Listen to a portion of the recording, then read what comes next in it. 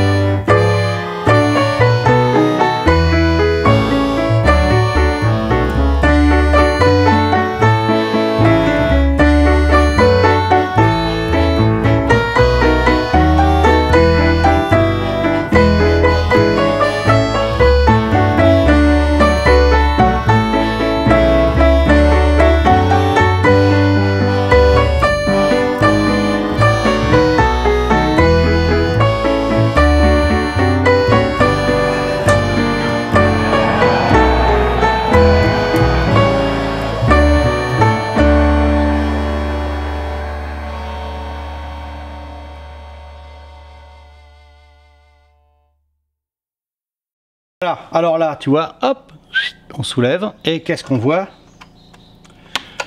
On voit rien. Voilà, hop, tu vois comment c'est là.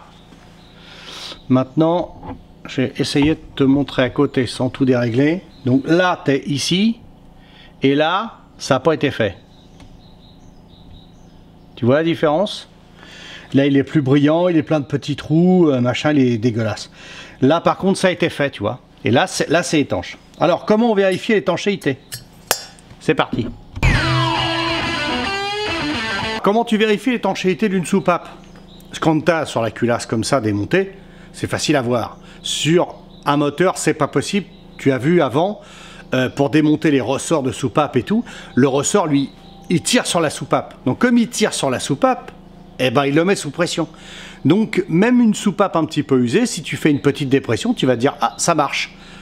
Faux. Parce que le machin, quand il ferme pas étanche. Après, peut-être des fois, il se remet à fermer. Enfin, quand il est un peu usé, quand elle est un peu usée, la soupape, le ressort rattrape aussi pas mal de problèmes.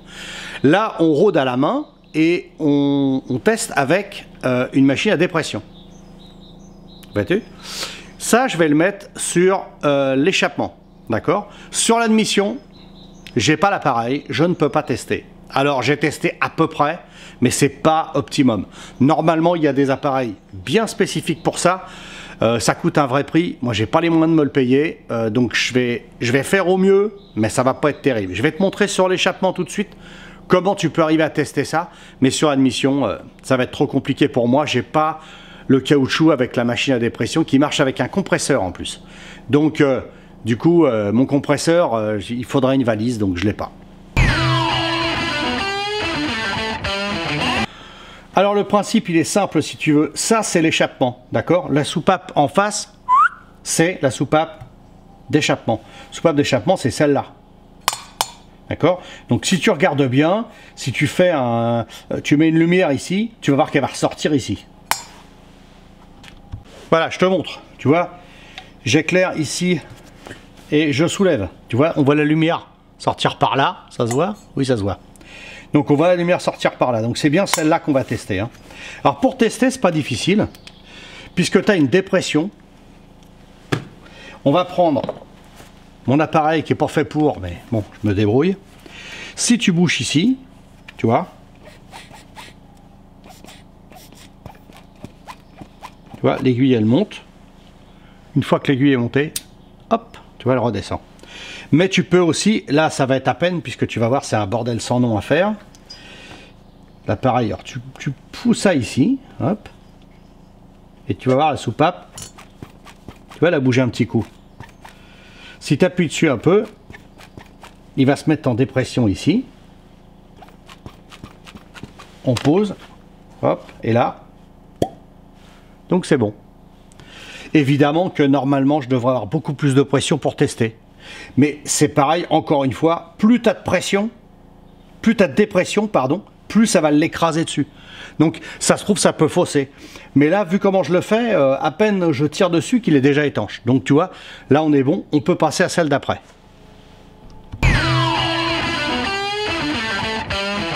Alors déjà, apprends à rôder une soupape. Alors comme ça, tu sais. Alors, rôder une soupape, c'est compliqué, oui et non. La soupape, qu'est-ce qu'elle fait? Dès qu'elle commence à tourner, tu vois, la soupape, elle est dans le mode de la culasse comme ça, et elle tourne. Elle va tourner. Elle est serrée ici, mais c'est juste un clips pour pas que le ressort se barre. Mais elle va tourner sur elle-même.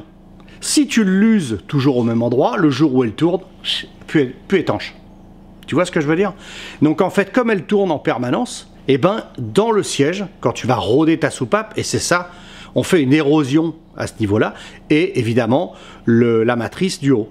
Tu vois? Et là, ça va tourner contre. Donc quand tu rôdes une soupape, il faut la mettre comme ça, et la tourner un quart de tour par là, un quart de tour par là.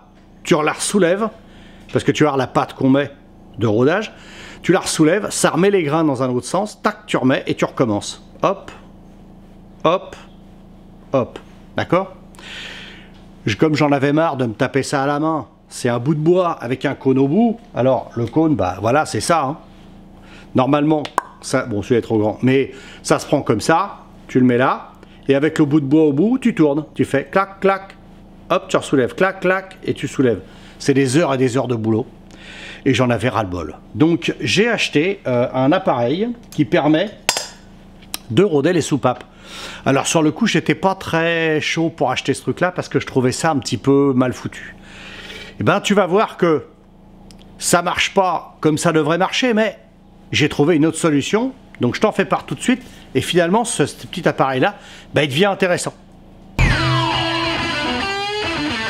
Donc voilà la bête. Cette petite truc-là, ça vaut 20 balles, 25 balles, machin et tout. J'ai dit, bon, on va tester, tant pis, je me fais avoir, je me fais avoir. Et ben voilà comment il marche. Alors, je sais pas si tu vas le voir tourner. Tu vois, je le tourne toujours comme ça. Mais lui, par contre, il fait droite-gauche. Ah, tu vois mieux là. Tu vois, je le tourne toujours dans le même sens. Hein. Et lui, qu'est-ce qu'il fait? Il fait tac, tac, tac, tac. Ça, c'est parfait. Parce que c'est exactement ce qu'il doit faire, tu vois. Donc, partant de ce principe-là, tu mets une perceuse au bout. Bon, très bien. Donc, on va le faire, mais tu vas voir le problème. Donc, voilà. Tu prends la soupape. Tu vois comment elle fait? Droite-gauche. Parfait. Exactement le bon mouvement. Donc, maintenant, on va mettre de la pâte à rôder. Je te montre ce que c'est que la pâte à rôder. La fameuse pâte à rôder. Alors, voilà ce que c'est. C'est de l'huile à rôder, on va dire, tu vois, un peu plus. Tu as un côté gras, ici, marqué, et fin. Évidemment, c'est comme la carrosserie, c'est comme tout ce que tu vas polir, c'est que tu vas commencer par le plus gras, et après tu vas descendre en gras. Donc on commence par le gras, on en met sur la soupape, on rôde la soupape, on nettoie tout. Une fois que tu as tout nettoyé, tu passes au grain fin.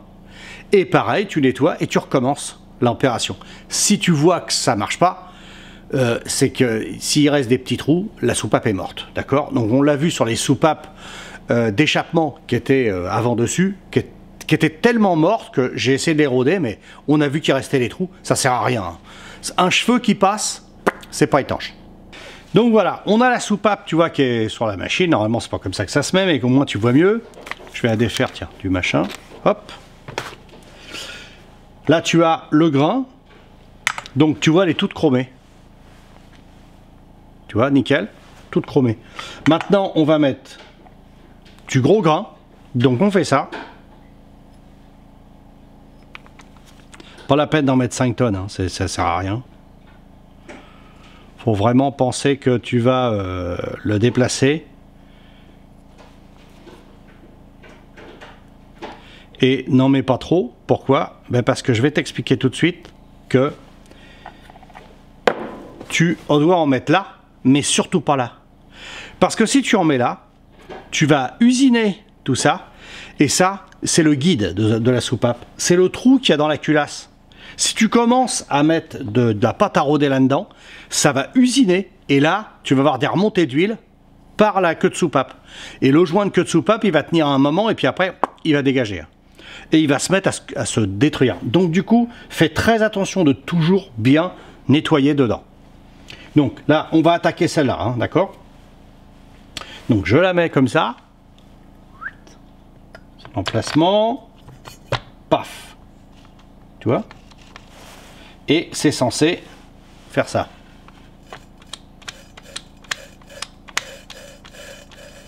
Tu entends le bruit?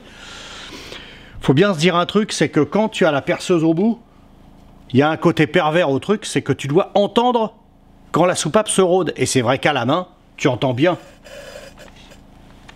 que la soupape se rôde, tu vois.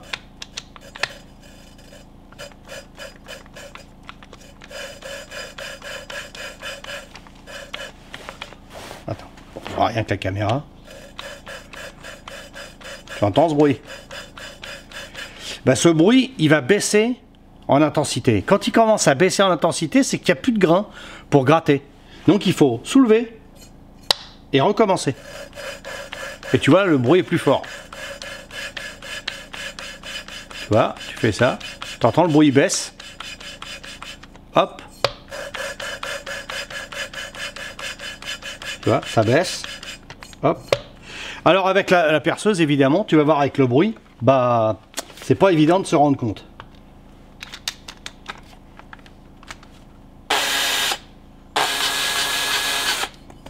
Donc moi je fais un petit temps comme ça et après je soulève. Ah.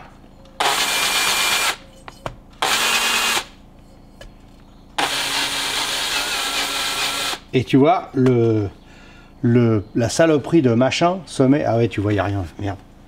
Donc tu vois la saloperie de cône là, eh ben, il se balade.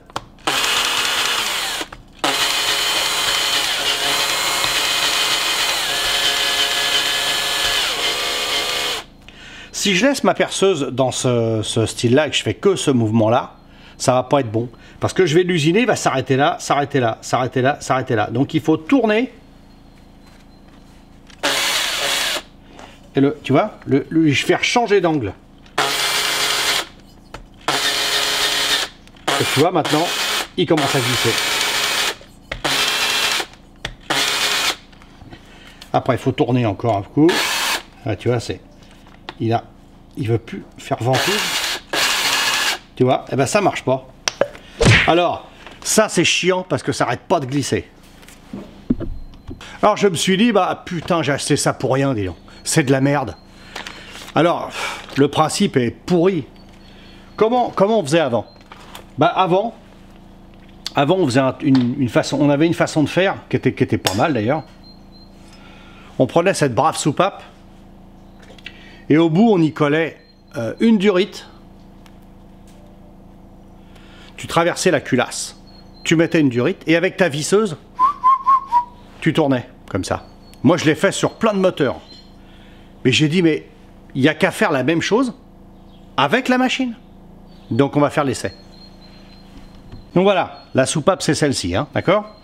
Donc moi ce que j'ai fait ça. J'appuie sur la soupape, je rentre ce petit bout de durite, mon petit tournevis.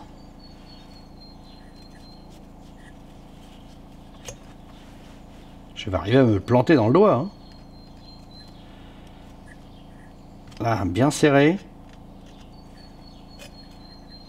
Pense aussi que comme il y a un collier, il faut qu'il puisse tourner pour pas se prendre dans la culasse, tu vois. Puis après, il faudra repousser, ramener. Hein. Donc là, tu vois, il y a de la marge pour tourner. Rappelle-toi, on doit faire ça comme ça, mais on le soulève, on déplace, on fait ça comme ça, on le soulève, on déplace, et on fait ça comme ça, et ainsi de suite. T'entends? T'entends, on entend de moins en moins, et là on n'entend plus rien. Donc tu soulèves, tu recommences. Tu vois, les grains, ils se sont déplacés quand j'ai repoussé la soupape. Mais si je fais ça toujours comme ça, ce sera pas bon. Il faut que je le fasse comme ça aussi. Hop. Et ainsi de suite. Alors je me suis dit, tiens, l'appareil, eh ben, on va essayer de le mettre dessus. Virer ça dessus, là. On va le rentrer là-dedans.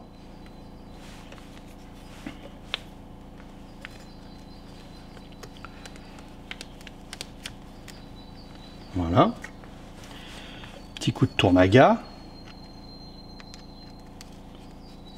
Si, j'ai quand même pas acheté ça pour rien. Bon, ce sera pas la première fois que j'achète un truc qui sert à rien. Mais on va pas faire ça toutes les semaines. Hein. Voilà. Tac. Maintenant, recule un peu. Hop, la visseuse. Sache que ça doit être fixe. Donc il faut le tenir. Si tu tires, la culasse, elle tombe. Ok? Elle va tomber par là. Donc moi, je fais comme ça, je me tiens comme ça. Hop. Hop.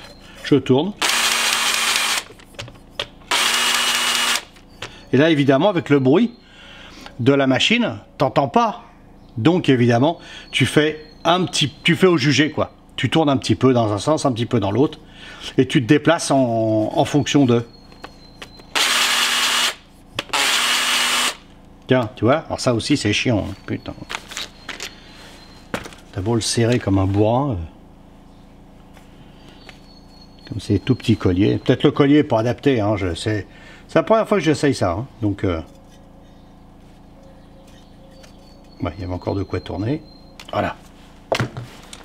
Et c'est parti.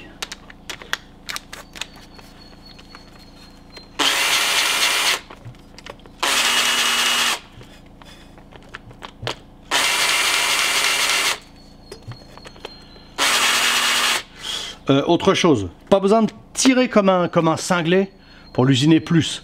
Ça sert à que dalle. Tout ce que tu vas faire, c'est casser les grains et tu vas pas arriver à ta pâte, il faudra la changer. Alors, on verra après, mais ça sert à rien de faire ça comme un cinglé. Hein.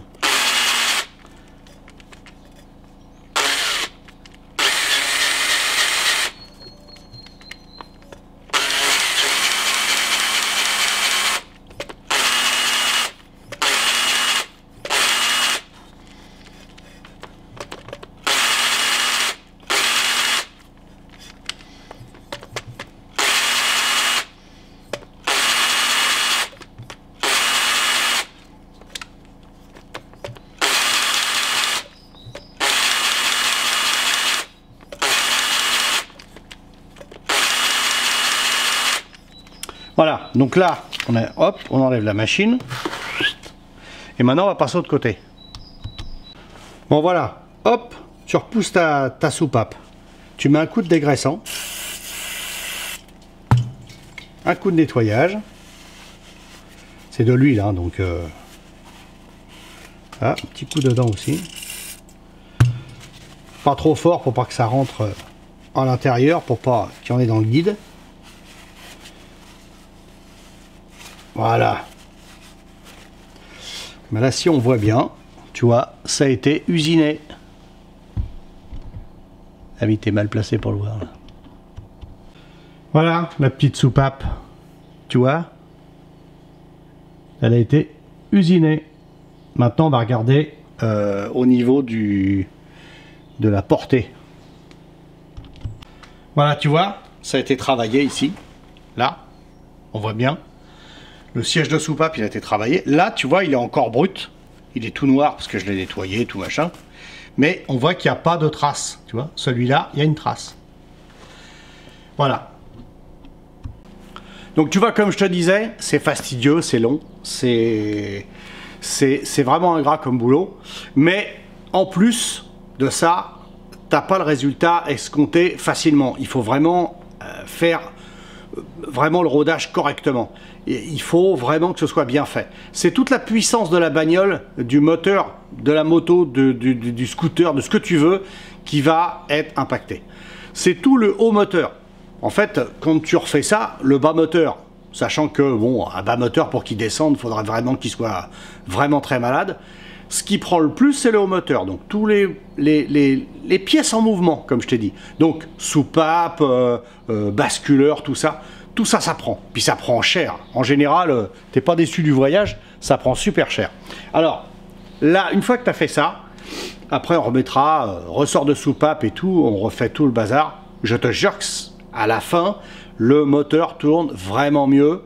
Il n'y a plus un bruit, c'est vraiment c'est super propre. Alors là en plus c'est accentué parce que c'est un diesel, donc le bruit moteur laisse tomber, hein, ça claque.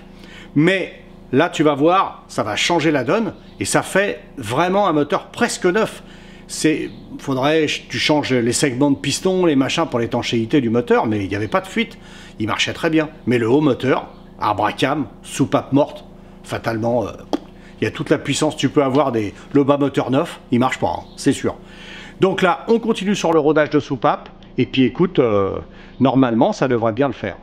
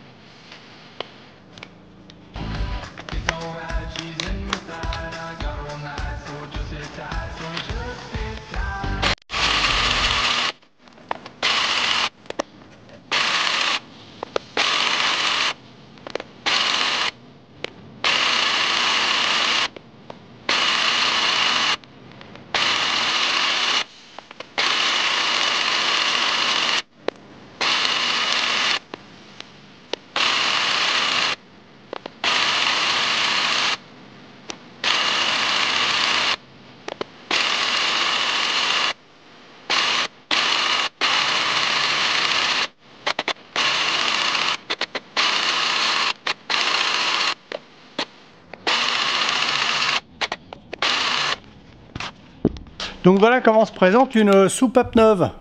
Bah oui. Blister. Hop. Tac. Et voilà. Et comme tu vas le voir, neuve. Neuve, tu vois comment elle fait? Elle est brillante. Elle a été usinée, tu vois, elle a été bien usinée et tout, mais elle n'est pas mate, donc elle n'a pas été rodée. Évidemment, puisque c'est rodé dans la culasse. Mais c'est pour te montrer neuf comment c'est. Donc tu vois bien que, voilà, faut le faire. C'est obligatoire. Tous les moteurs, c'est pareil, hein. Te dis pas, c'est un moteur ancien. Non, non, non. C'est pas ancien, nouveau et tout. Ils sont tous pareils. Sauf que maintenant, les machines, il y a des machines, quand tu fais faire ta culasse, ils ont une machine à roder les soupapes. Il y a aussi... Ça, je te parlerai ça peut-être plus tard. Les machines à faire les rodages avec la soupape dedans, et c'est l'ordinateur qui calcule et qui va faire le rodage lui-même. Quand tu le fais toi chez toi, évidemment que tu n'as pas une machine-outil pour faire ça, mais normalement il y a une machine-outil pour faire ça. Mais le faire à la main, c'est très bien aussi, hein. Tu sais, c'est une super machine haut de gamme qui coûte les yeux de la tête, ou toi qui fais tchiki tchiki tchik comme ça change pas beaucoup. En lien en description, je te mettrai aussi la machine à main. Cette machine-là, elle est électrique, enfin avec la perceuse, et la machine à main d'origine, les petites pattes qu'ils te demandent d'avoir. Et puis après, il y a des machines à dépression, je te mettrai aussi dedans. C'est pas le même tarot, moi je peux même pas me les payer, tu vois, parce que ça fait un peu trop cher. Et bon, tu peux te débrouiller comme ça, je sais pas, moi, avec un balai à chiottes et t'aspires. J'aimais quelques réserves, mais tu peux, même, je pense même avec la bouche, hein, tu peux faire un essai. Hein. Ah ouais, t'aspires et tout, pourquoi pas. Hein. Bon, c'est fait les joues comme ça au bout d'un moment, mais sinon c'est sympa. Mais donc, tu vois, tu peux le faire chez toi sans problème.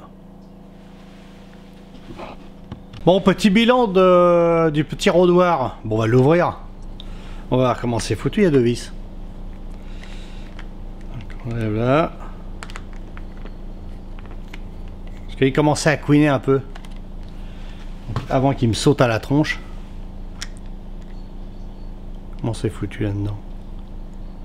Ah ouais. Tu vois, c'est simpliste, hein. Là et là. Ok. Donc il y a un qui fait ça. Voilà. Et puis l'autre qui fait ça.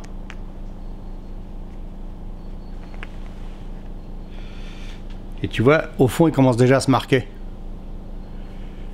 J'ai fait une culasse, hein, il y a 16 soupapes. Hein. 8 soupapes. C'est pas une 16 soupapes, hein, encore pire. Et alors là, ici, là. Tu vois comment qu'il est? Et en fait, il fait ça.